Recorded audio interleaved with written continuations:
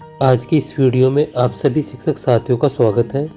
साथियों, मैं बात कर रहा हूँ नई शिक्षक डायरी नए पाठ्यक्रम 2024 के अनुसार, और हमारी ये शिक्षक डायरी मार्च 2024 की कंप्लीट शिक्षक डायरी है, जिसमें हम यहाँ पर कक्षा 6, 7, 8 के लिए हिंदी, एसएसटी और इंग्लिश को लेकर चल रहे हैं। साथियों, इस प्रकार की आपको डायरी लिखनी है कि आपको कोई भी समस्या नहीं। इस वीडियो को बहुत ध्यान से देखेंगे, नहीं तो आपके लिए बहुत ज़्यादा समस्या उत्पन्न हो सकती है, क्योंकि बहुत से जो यूट्यूबर हैं वो आपको गलत शिक्षक डायरी बता रहे हैं। तो मैं आपको बताऊंगा यहाँ पर एक बहुत ही ऑथेंटिक तरीका, जिससे कि आप अपनी जो शिक्षक डायरी है उसको बहुत बेहतरीन तरीके से लिख सकें। और चैनल पर यदि नए हैं तो चैनल को सब्सक्राइब कर लें और वीडियो को भी अवश्य रूप से लाइक कर लें। तो चलते हैं इस शिक्षक डायरी को शुरू करते हैं। सबसे पहले यहाँ पर हम शिक्षण योजना एक दृष्टि को समझेंगे, जो कि काफ़ी महत्वपूर्ण होती है।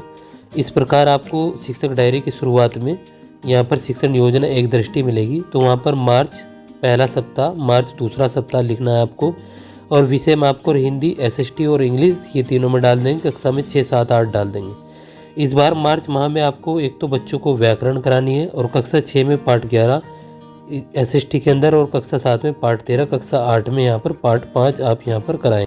इंग्लिश के अंतर्गत आप यहाँ पर बच्चों को रिवीजन क्लास 6 में भी और क्लास 7 में भी ये लेसन नंबर 15 का रिवीजन कराएंगे। अब दूसरे सप्ताह में आपको क्या करना है, हिंदी के रिवीजन पार्ट बच्चों को कराने हैं, और दूसरा यहाँ पर एसएसटी में पार्ट 12, पार्ट 14 और पार्ट 5 क्लास 6, 7, 8 में बच्चों को कराना है। स्लोगन राइटिंग, ऐसे राइटिंग और बच्चों को यहाँ पर रिवीजन कराना है। 16 मार्च 2024 से वार्षिक परीक्षा कार्यक्रम होगा, उसी के अनुसार आगे की योजना बनेगी। तो आइए चलते हैं इस शिक्षक डायरी को समझते हैं कि कैसे इसको विस्तार से लिखना है।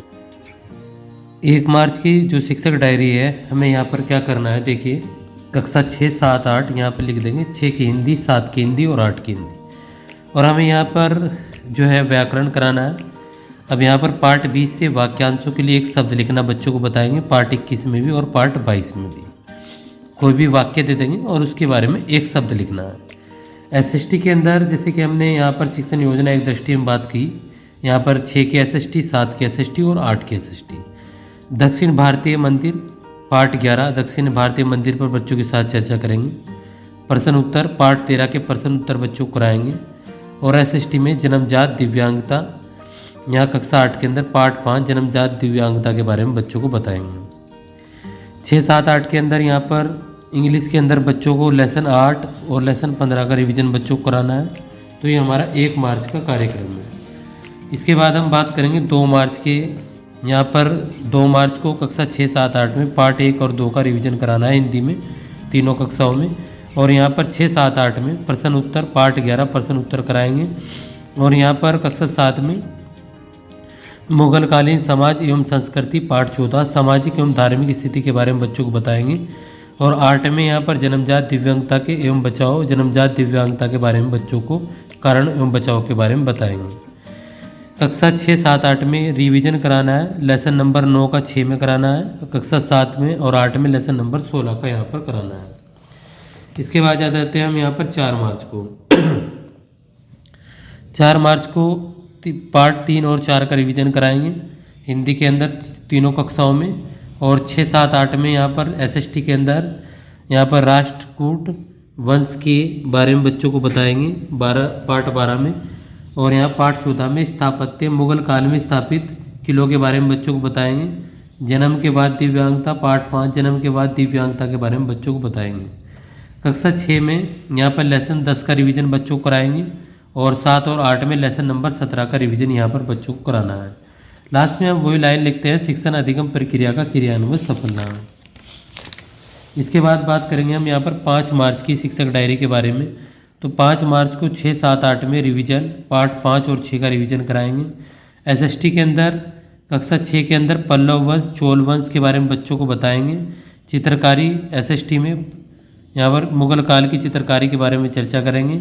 और कक्षा 8 में जन्म के बाद दिव्यांगता के कारण एवं बचाव पर चर्चा बच्चों के साथ करेंगे।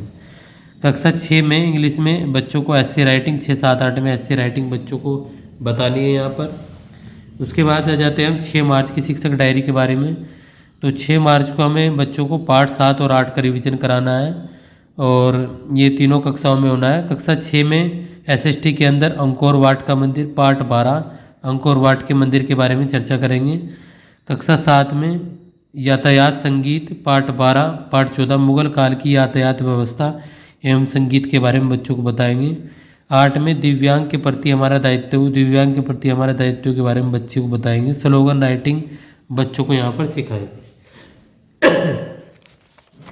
इसके बाद में यहाँ पर आ जाते हैं हम 7 मार्च को। 7 मार्च को यहाँ पर 6, 7 और 8 में पार्ट 9 और 10 का बच्चों को रिवीजन कराएंगे। और यहाँ पर 6 में यहाँ पर बच्चों को प्रश्न उत्तर पार्ट 12 के प्रश्न उत्तर बच्चों को कराने हैं। पार्ट 14 के प्रश्न उत्तर बच्चों को कराएंगे। पार्ट 5 के प्रश्न उत्तर बच्चों को कराएंगे।